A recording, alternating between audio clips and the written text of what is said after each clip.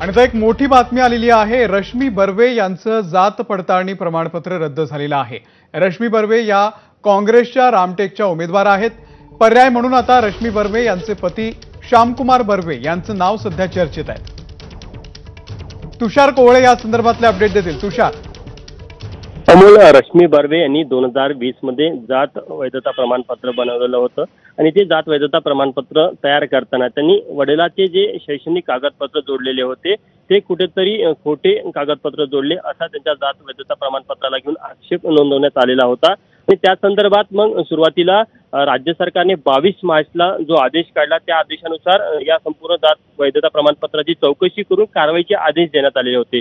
त्या संदर्भात मागच्या 3-4 दिवसापासून सातत्याने जात वैधता पडताळणी समितीचे अधिकारी रश्मी बर्वे यांच्या संपर्क साधण्याचा प्रयत्न करत होते, मात्र त्यांना पाहिजे तसा प्रतिसाद देत नव्हत्या। त्यामुळे आज जात वैधता पडताळणी समितीने सकाळी 9:45 त्यांच्या घराला एक नोटीस चिकटवला आणि त्यामध्ये म्हटलं की तुम्हाला ही शेवटची संधी आहे, तुम्ही 9-10 वाजेपर्यंत तुमचं काय म्हणणं आहे तुमच्या जात वैधता प्रमाणपत्रासंदर्भात त्याबद्दल तुमचं उत्तर नोंदवा, अन्यथा तुमचं जात वैधता प्रमाणपत्र रद्द करण्यात येईल। त्यानंतर रश्मी बर्वे या जात वैधता पडताळणी समितीसमोर हजर राहिल्या नाही।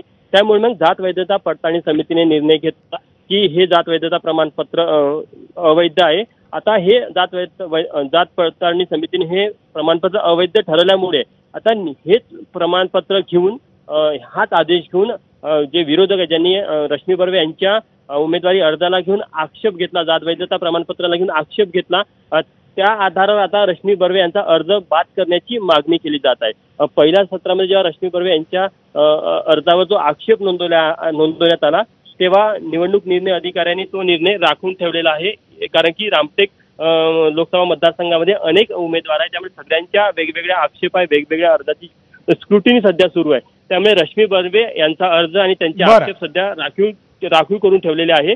शेवटला सगळे अर्ज निर्णय झाल्यानंतर रश्मी बर्वे यांच्या उमेदवारी अर्जावरही निर्णय घेतला जाईल। पण सध्याची जी अपडेट आहे की त्यांचं जे जात वैधता प्रमाणपत्र आहे ते जात वैधता पडताळणी समितीने रद्द केलेलं आहे। धन्यवाद तुषार दिलेल्या या संपूर्ण माहितीबद्दल। दरम्यान रश्मी बर्वे यांची सुद्धा प्रतिक्रिया आलेली आहे, आपण पाहूया। फक्त एका रश्मी बर्वेवर अन्याय झालेला नाही, हा अनुसूचित समाजाच्या महिलेवर अन्याय झालेला आहे, अनुसूचित समाजाच्या सर्व प्रवर्गावर अन्याय झालेला आहे, बहुजन समाजावर अन्याय झालेला आहे, समाजातील सर्व घटकावर अन्याय झालेला आहे। एक अनुसूचित समाजाची महिला आज संसदमध्ये जर प्रतिनिधित्व करणारी गोरगरीब जनतेचं शेत